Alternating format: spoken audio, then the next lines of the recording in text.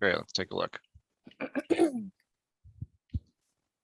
Yep, all makes sense so far. No real issues. I think that C4 for black is a little bit questionable. This one stone is not that large, and I think that white gets some really nice influence on the outside here. And so yes, black gets 2, 4, 6, maybe 10, 12 points, but I think white's outward influence is significantly larger. So I think in this particular instance, rather than cut at C4 for black, I would be more inclined to play at G3. The usual extension. The usual extension, yeah. This, if there was a bunch of stones, kind of like this, like a stone's making this area not really important, I could see maybe switching gears and playing elsewhere. But I think most often when white plays at F4, black should really extend at G3. Okay.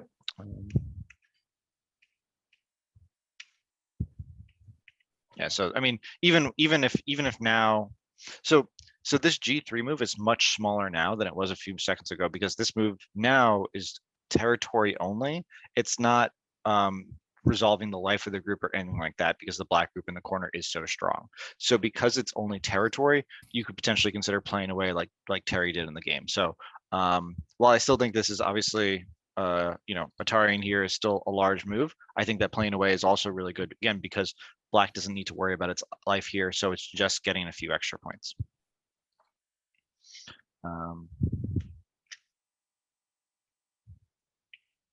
So this was maybe an odd move. Typically, you'd see black either extend one more here or play a knight's move at F18. You wouldn't see this because after white plays here, black connects, and now white can squeeze on the other side. If black plays here now, this is not necessarily a good exchange for black, because now white can capture this one stone. So you don't necessarily want to make that exchange, especially because you're going to have to connect in order for it to actually matter. And then again, white gets this really nice move at E17. So it looks like you, yeah. So this protection move by white was definitely unnecessary, though. White's position here is pretty strong, and just playing here and threatening the life of this group is going to be massive. Yeah, black can get a clamp here, but that's not going to be that problematic. It'll eke out some points here, but black's not even alive in the corner yet. So much better to focus on this E17 move here.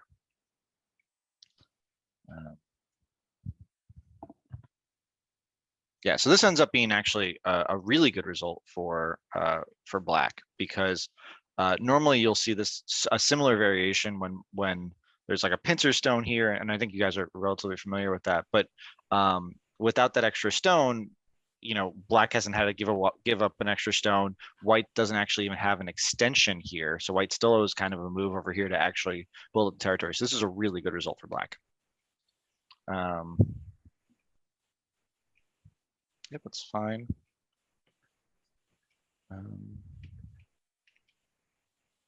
Yeah, all okay.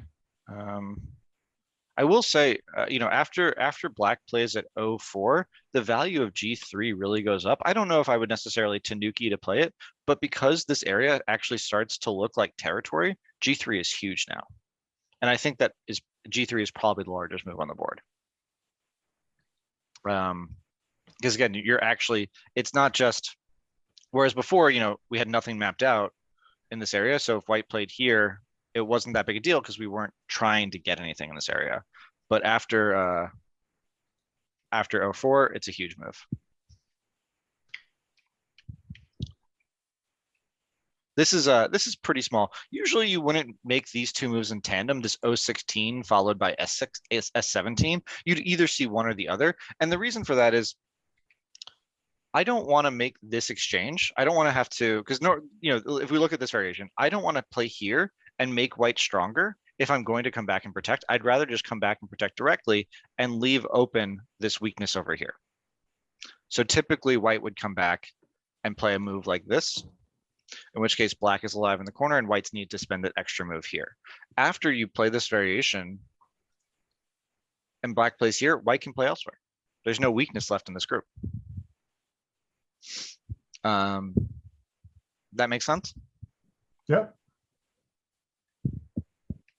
It always makes more sense hearing it than while I'm playing the game. Yeah, I mean the whole point of playing this 016 move is to get Sente. And so coming back and losing Sente means you've made a bad exchange, which you're using to get initiative elsewhere to come back and you know, it's defeated the whole purpose of the bad exchange. And I think it was one of those things where it felt like I was more attackable because, you know, it's judging the relative safety of my groups is still very hit and miss. Sure. So it's tough to say that this is a bad move. I would say this is a questionable move because theory-wise, it is kind of weird, right? Theory-wise, it is using thickness on both sides to get territory. We don't use thickness to get territory. We use thickness to attack. So I would want to kind of surround this on a larger scale. So, you know, something like this might be the option, and then I can come and attack this one stone. Okay. That would be my thinking. I don't, because here's the problem. You've built up a really large wall on both sides, right? Right, Terry? Yep. So you're only using 3 lines of it here. Yeah. So, you know, maybe you can consider something like this. You know, let's say black plays move like this, and then, you know, try to expand here. And this feels like a much better way of using this thickness. You know, the one thing with thickness is if you use thickness to get territory, and it's not large, it's, you know, it's a relatively small territory, because that's really all it is. It's a relatively small territory. It's maybe 30 points. But when black has all these other, you know, all these other points on the board and white doesn't have much else, I think this is going to be a good game for black. So the question I guess I have there, it does look like white's building a framework. And my first thought is I want to try to reduce it. That may not be what I should be thinking. But every time white builds something, you know, my opponent builds something that looks big, I start thinking what the right thing to do is. So what I tried to do here was build up more strength elsewhere so I could try doing something. Well, I think that G3 is by far the largest move on the board. Okay. I would be very surprised if AI would suggest anything else. Because, Yeah, AI was suggesting it. Yeah. Right. And what instead I did is the weakest white group was the right-hand group. And you kind of made it stronger. Right. So like, okay. you know, we'd want to preserve Samaji here, right? We would want to do something like this. Okay. You know, if you want to, you know, create some weakness, you can think of things like this, get a little bit of outward influence. We wouldn't want to attack in this direction because, again, you're using your thickness to push away. You're pushing away from your thickness. So again, theory-wise, questionable. Then when we're looking at this and was like, okay, well, let's take this group that it's not necessarily weak, but probably the weakest white group on the board, as you said, our only form of attacking, and let's make it strong. Okay. And so in the process, we haven't gotten very much over on this side. White's become perfectly alive here, and now white can come back and get this really large move at G3. Okay. And so, you know, Terry, your move at R11 is perfectly fine too. You know, no real difference between Q10 and R11. Okay. Yeah, so again, super strong white group here. Black's built this large wall here, made this unfortunate exchange for 016 for N17, lost the advantage here, and is really only making about 10 to 15 points out of all these stones, right? And there's 4, 6, 8, 10 stones here, and we've made maybe 15 points, maybe a little bit more, but you still have to surround this area, right? Whereas you look at white here, it's made roughly 15 points in the same area, but it's used 4 less stones. Not to mention that, you know, there was these stones up top. So that's one way to look at efficiency of stones, right? Like you're using all these stones here and you're getting about 2 to 3 points per stone, whereas white was able to do the same thing, getting like 3 or 4 points per stone. Again, G3 is got to be your focal point. Obviously, L3 is also a large move because it protects against this. But imagine if you have G3, your opponent invades. This becomes a much better fight for black now than it was a second ago.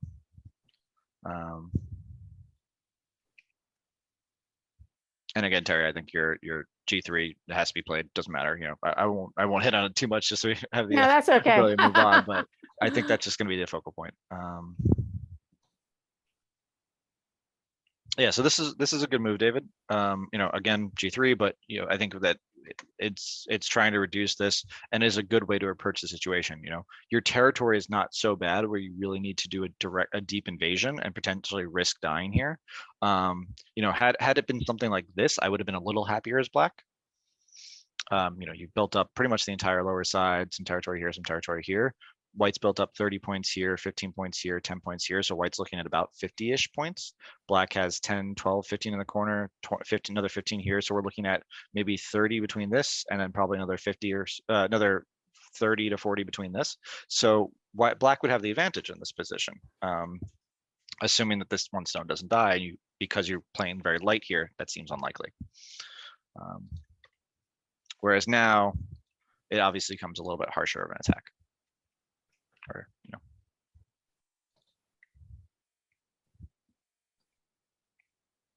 But I would say this is a success for black.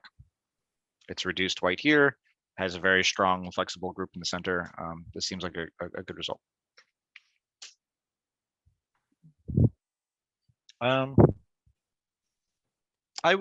would think that this move might be a little questionable because usually when you play a move like G16, G15 as white, you're trying to build up the center territory while also threatening a G17 follow-up. And so playing here means that your G17 follow-up is much less severe now, right? Because I guess the idea being something like this, where now you don't need to play that extra move. You don't need to play that extra move. You just get the territory on the lower side. And the reason, and black can certainly also play here, in which case you play here. And again, you don't really want to play at K17 right now or wherever it was. So playing this move and having G15 already there they don't work well together. Okay. So you want to try to figure out a way to make your stones work well together. And if you can't figure out a way, sometimes it's better to play elsewhere. So again, what I would be thinking about right now is something like this. Focusing on the lower part of the board that still has some weak points here. And if my opponent comes back and plays here, okay, you can play a K17 later on, or you can come out here and try to reduce this area over here. You have a lot of options available to you, but I try to maximize how I'm using my stones together. Okay. I know it's a little bit of an abstract concept, but that the reason why K17 and G15 don't work well together, that's clear enough, I hope. Oh yeah, bad shape. Yeah. Well, it's bad shape because, well, why is it bad shape? Like, it's easy to say, but what did cause it to be bad shape? Because there's two lines between the two stones vertically. Well, actually one line between. I was always under the assumption that was bad shape.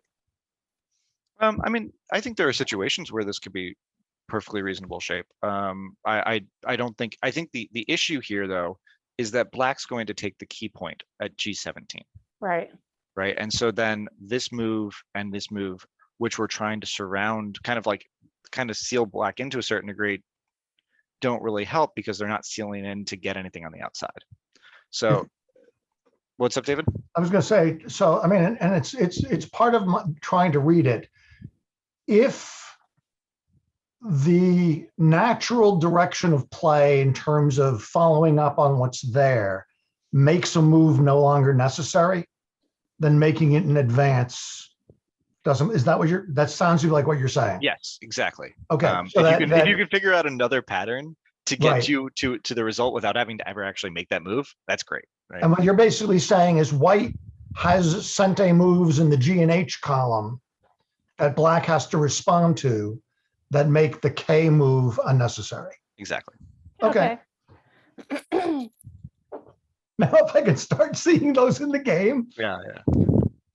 But what I would suggest doing, obviously it's hard to just say I'm going to see better moves, right? But I think what I would suggest doing is if you ever have a situation where you're feeling a little uncomfortable by being forced to play a move, see if you can switch gears. And that's the time where you should start thinking abstractly.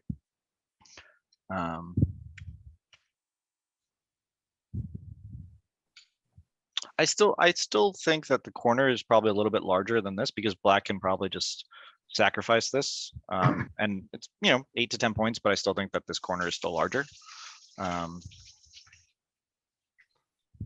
So not a terrible move, but maybe a little bit slow.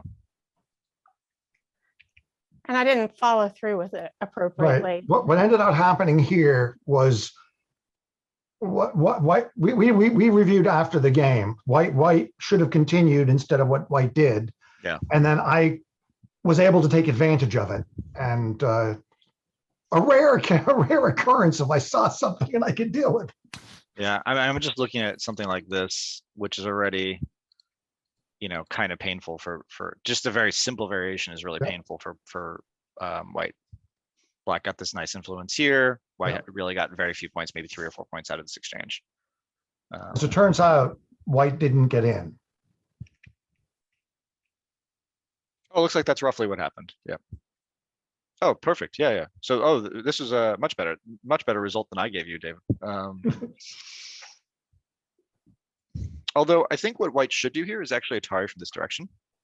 Yeah. Black plays here, play here. Now you can actually still keep this group separated and potentially have some sort of attack later on. Yeah. That sounds good. And also keep this H4 zone separate.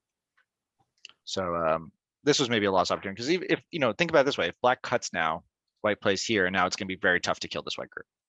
Right. Yeah. I mean, I was looking at that cut at D5 as a threat. Mm-hmm. And the question was, what can White do to make that not a threat? Yeah. And if you play here first and then cut, there's the Aji's a little different because now Black can play with moves like this. Whereas if you do this exchange first and Black plays here, well, now you can come back and protect, and now this looks like a weird exchange, right? So making sure to play that F2 in the proper order is really important. Because again, if you do this first and cut and do this, now Black can play at G2. I'm often looking both for like preparatory Ataris or preparatory peeps that give me a stone where I want to have one. Mm-hmm. Yeah, now this looks like Black's games to lose.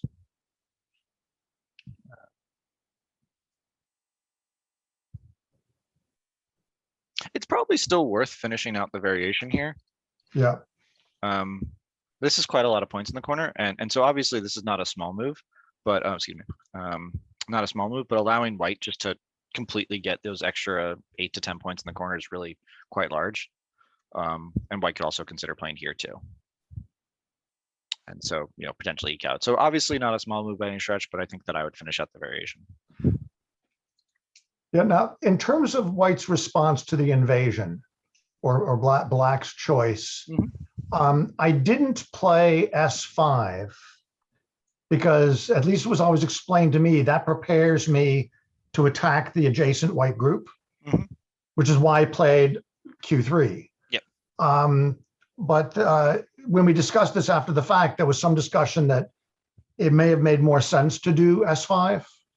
I'd be curious to see what the AI says. I prefer Q3, especially because I think Black's ahead. If you play here, this is kind of the standard variation that I'm thinking of. Something, either cut here. Katago says Q3 is minus 1.1. It actually recommends S6. That makes sense. You block here and then play. So it's probably recommending this variation if I had to guess. It doesn't play the whole thing out, but yep. It could also be recommending something like this and trying to fight it out. But I think that because you're ahead, that Q3 is perfectly fine. Okay, thank you. Yeah. Just do a few more moves and then we'll jump to the next games.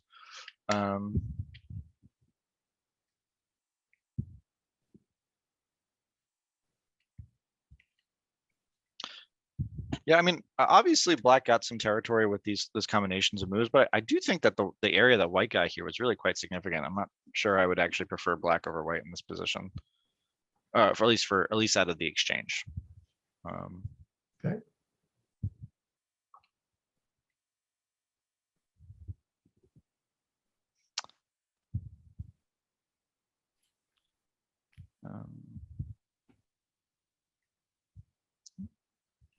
Yeah, that's actually quite a large move.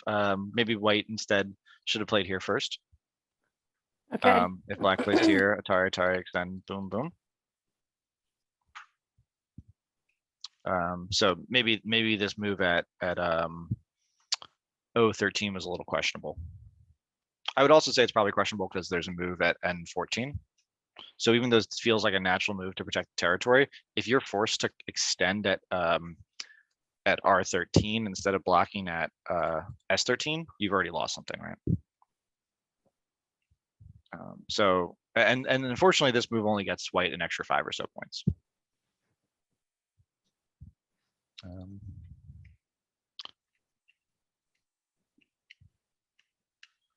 I guess in the interest of time, was there anything else in the game you guys wanted to cover off? Otherwise, I guess we can stop here. No, not really. Yeah. I think from here on, according to the AI, we did a bit of give or take. We each won some and lost some. Mm-hmm. But that connecting through on the G line Mm-hmm. put me in a strong enough position that that gave me enough of a lead. Yeah. That I was fortunately able to retain. Yeah, because I would say that this corner territory and this is probably not too dissimilar. This territory over here and this territory over here, again, probably not dissimilar. So it really it boils down to this versus this, and this is obviously much larger.